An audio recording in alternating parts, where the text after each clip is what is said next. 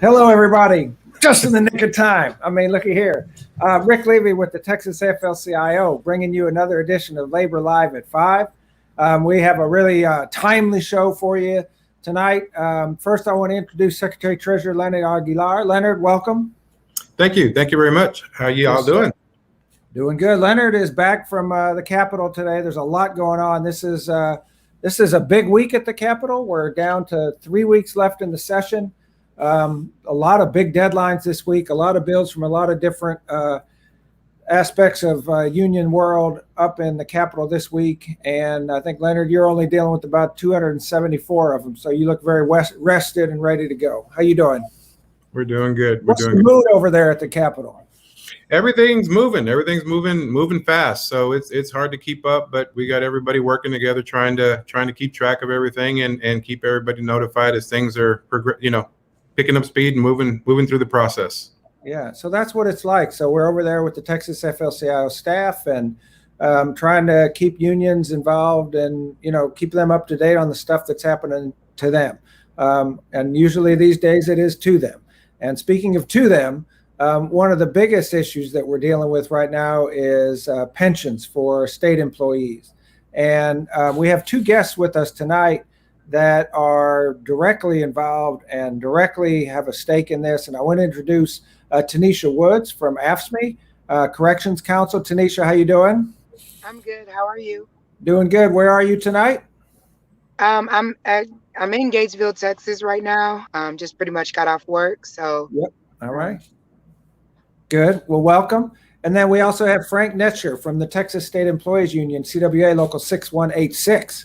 Welcome, Frank. How are you doing? Hi, I'm good. How are you? Good. And where are you at tonight? I'm here in Austin, Texas, in my beautiful home office. All right. Very good. All right. Well, I also have to say, this is a big moment for Labor Live at 5. I mean, tonight, I believe, is our first returning guest because way back when COVID was starting and COVID was like going like wildfire through the prisons, Tanisha came and talked to us then. And Tanisha, you're our first return guest. So you can put that on your resume when the agents come calling, don't forget the little people and, yeah, okay. All right, very good. But thank you for giving up your time to be with us because I know you got off early to do this and we appreciate it. So Tanisha, since you're the returning guest, we'll ask you the first question. What's going on with state employees' pensions? I know that there's a bill, Senate Bill 321, that would change the way the pensions happen for state employees. Tell us about what that looks like from where you sit. So to be honest, for me, it wouldn't necessarily change my pension because I guess of the time frame that I'm in.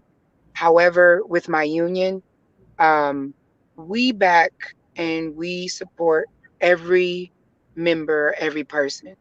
And so for anybody that signs that applies to this job after 2022, September 1st, it will change their pension from a defined pension or from what I have to something like a money market, or basically their pension would be based off of how the stock market is.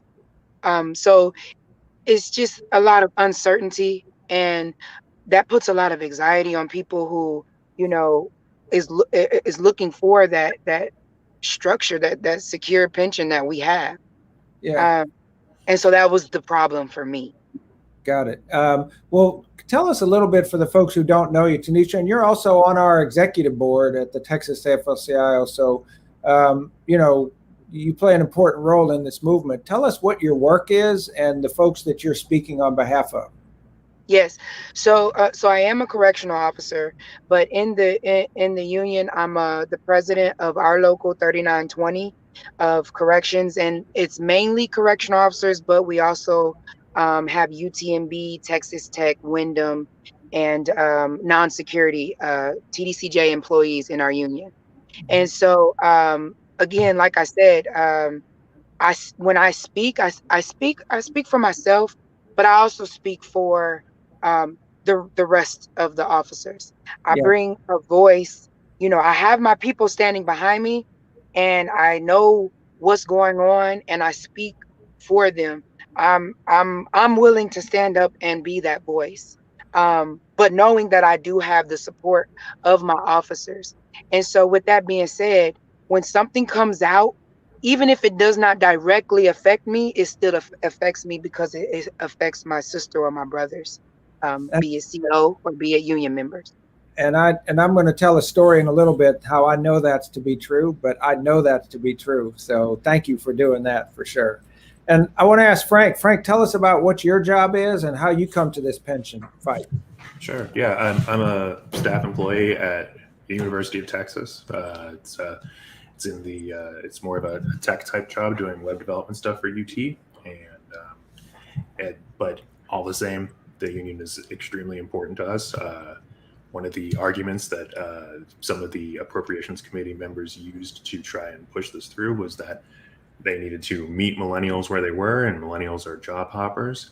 The reason behind that is not just that millennials love to go to job interviews or constantly be concerned about whether or not they're going to be laid off or something like that. The answer is we don't have a lot of long-term prospects or loyalty from our work. And in the state of Texas, that means a pension, and that means our pension. So I'm here because not only for myself, but for, as Tanisha said, my union brothers and sisters. Yeah. So for state employees, I mean, what I've always understood is that the pay is not as competitive as some jobs you could find in the private market, but the benefits and that security of working towards a pension is kind of a big deal. Is that what you see among your members? Yeah, definitely. The reason people stick around is to get the pension and make sure that they are and make sure that they're taken care of in their retirement times. A lot of us like younger workers, we need the mentorship of our older workers that have been around and know how things work and know how to teach us to not get taken advantage of or work that one system that is only known by that one guy. Right. And and the pension is what keeps those people around. I've been in private sector before where someone is like, someone built that thing 20 years ago. Nobody knows how it works. And it's broken. So we either don't touch it or you get to build a new one, and good luck with that. Right. I get it. Yeah. Well, one of the arguments, Tanisha, that they've used to argue that they need to change the system is that the pension fund isn't healthy financially. And one of the things that gets me about that is the reason it's not healthy financially is because the state hasn't put in the money that the law requires them to do. So what's your sentiment of that? Like, how do y'all see that? I mean, I don't like it. I don't like it that previously there were things or ideas or plans being made to, pay down this or pay down that. And really and truly, it didn't happen. So I feel like your word, be it another group, I'm not saying that this group was at fault, but whoever sat in that position of authority had a plan and was supposed to follow through, and you didn't. And so now we have to take the brunt of it. But we've been putting in whatever amount that we were told to put in.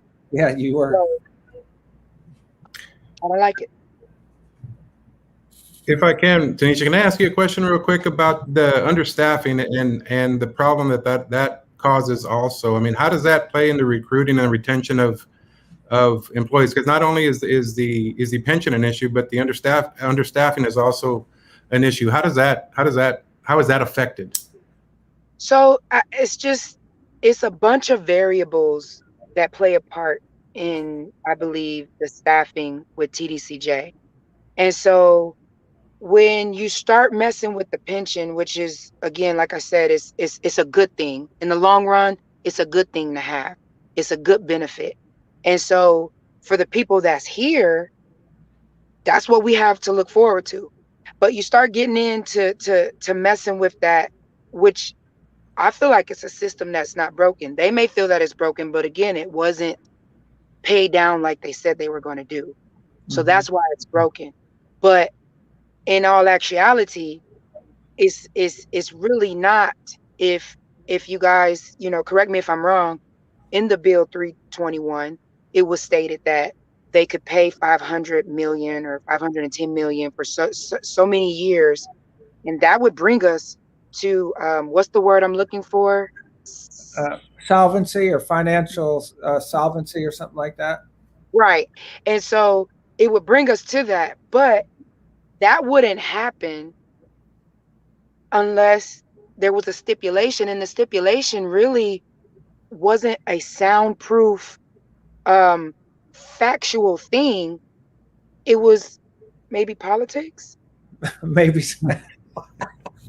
Yeah, maybe so. Yeah.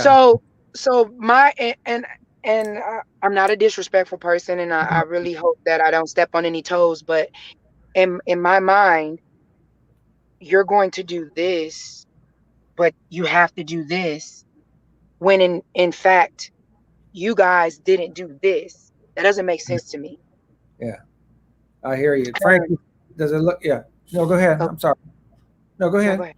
Oh, okay. So I was just gonna go back to what you were saying about the staffing.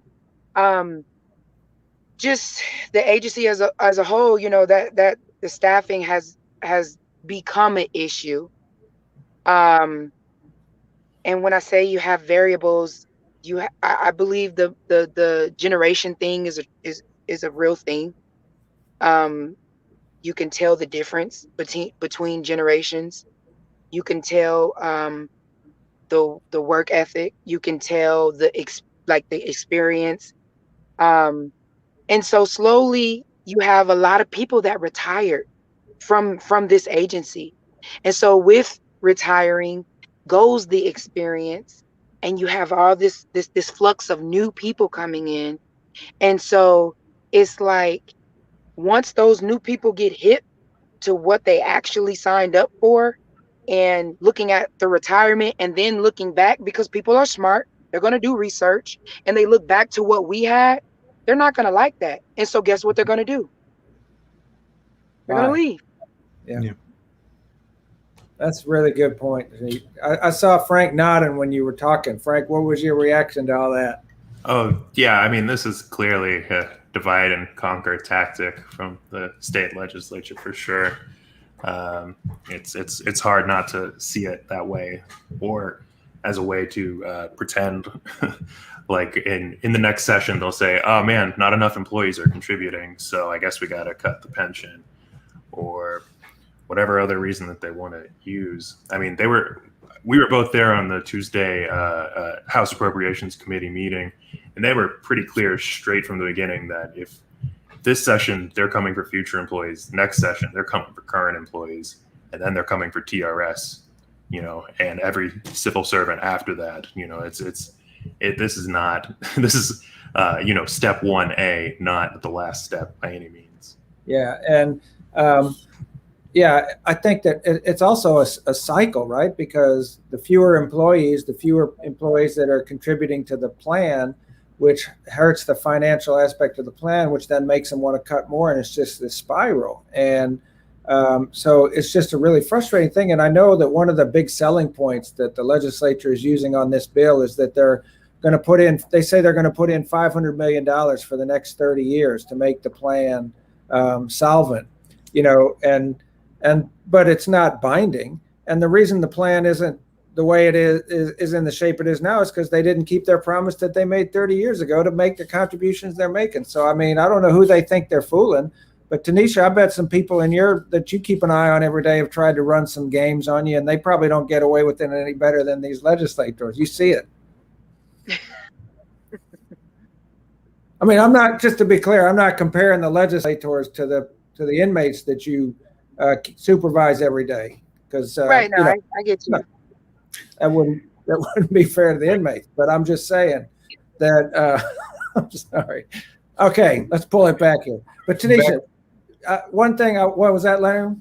No, I was just going to kind of go back to the picture that was Oh, yeah. on just a minute ago of the hearing, and Frank mentioning the hearing and last Tuesday, and just what a great job Frank and all the TSCU members did, and Tanisha and the AFSCME members is, for you guys showed up at 7 o'clock in the morning. I can't remember exactly, 7:30. Because you're not sure how the hearing is going to lay out, if it's going to be heard before they go into session, or if they, if it's not until they get out of session. So, I mean, I, commend you guys and thank you all very much. Everybody that showed up. It was a long day, early day and a long night. And you could just see there, I mean, it was capacity, as many people that we could have in the hearing room or the overflow room.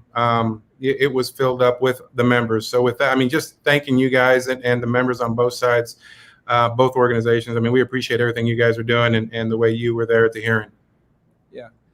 Yeah, very much so, Leonard. And I think we lost Tanisha for a second, but what was even more impressive about that was the way they're trying to ram this bill through, which, and usually you have to give 48 hours notice of any hearing. They suspended the rules and turned that hearing. They gave us like 14 hours notice overnight, and folks showed up. And we're not going to stop fighting along with those folks. And Frank, there's still a camp. This bill is not a done deal right now. Where the bill is it's heading to the calendars committee to which is the committee that sets the order of when things are debated. And so this is going to be an all-out fight on the House floor. What can folks do? What's the union organizing to make sure that our voices continue to be heard on this? Yeah, so one thing that everybody can do is call their representative, look up who your representative is. I believe you can do that on the Texas Tribune site or on the state legislature site, and figure out who your representative is and call them. Or you can send a letter using our Action Network letter right now and let people know and raise a ruckus to let people know that this bill is coming through. Because from what I understand, as you said, it's been short notice, about less than a month since this was introduced, and not many House members know about it. So making sure that every single House member knows that working class folks in Texas do not want this bill. Union folks don't want this bill.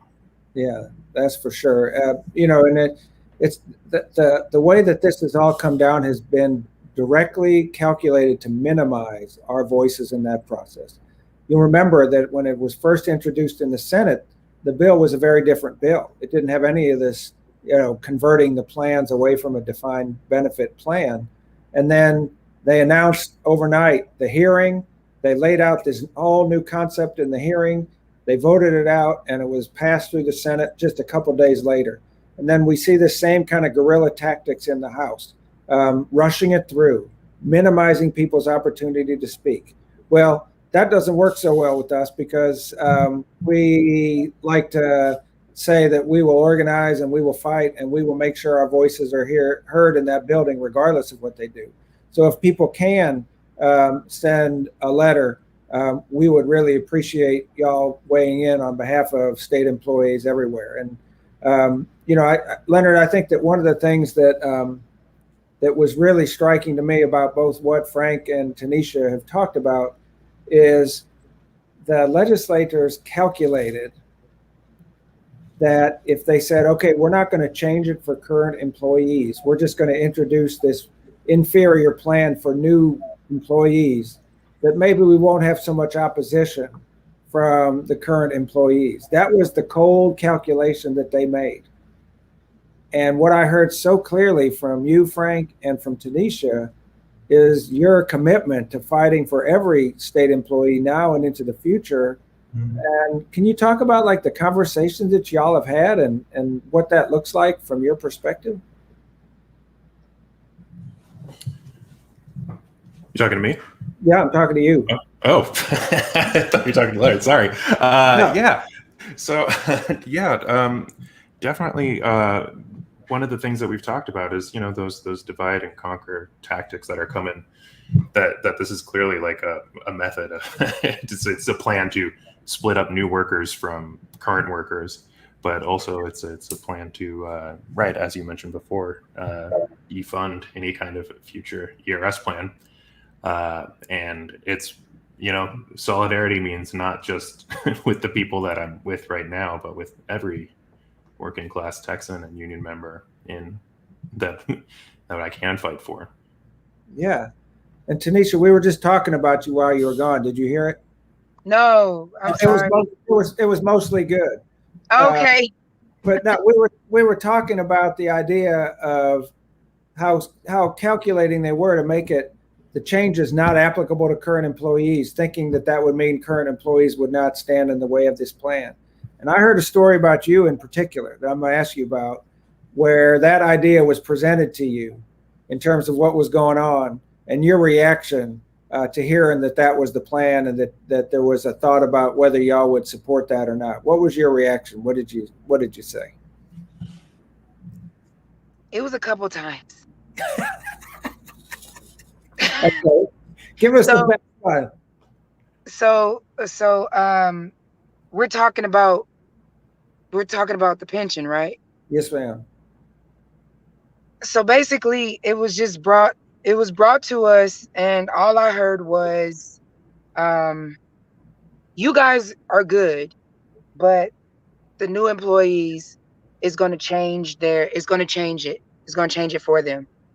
And then I just got to thinking, like, I take this union stuff seriously because I'm just that type of person. I'm about unity, fighting for what's right, standing beside the next person, and all that. That's what I'm about. And I like to think that I'm a loyal person. And so when that was brought to me, I felt like if we as a union didn't stand up for the people that was coming in, even though they haven't made it here yet, it would send out a message that we are for ourselves and not for everyone. It would send out a message. And, you know, we go through these units and we talk about join the union, and we preach that we need to stick together, and we preach, I have your back. What would it look like if come 2022, some person signs up and then they look into it, and, you know, they become a part of our union, and then they find out that we had a chance to fight for them when we didn't. Wow. I'm not a hypocrite. I try not to be. And so I felt like that was hypocritical. I felt like, you know, we were leaving somebody behind, even though they didn't come. And I felt like they were getting dealt the, you know, the word I want to say, stick, you know? Yeah. And so I didn't like it. And like I said, and a majority of the people who were on that call with me didn't like it. So it also confirmed what I was feeling. So therefore, I'm going to fight even harder for it. So that was the initial phone call. And then there was another like phone call about, hey, let's talk about it. And, you know, maybe you guys can like back down and what, hey, at the end of the day, when people are making bills that affect other people's lives, I mean, to me, and I'm not a politician. I don't do their job, so I don't know what happens behind the scenes. So I can't 100% talk on it. I'm a firm believer of that because I used to be a supervisor too. You have a lot of COs talk about what a supervisor needs to do, how they need to do it. But until you put your feet in those shoes, you don't know. So again, excuse me if I step on somebody's toes, but when you're making things that affect people's lives and you're not participating in it, or it doesn't affect you like it affects them, I think rule of thumb, you should talk to those people. Right. Because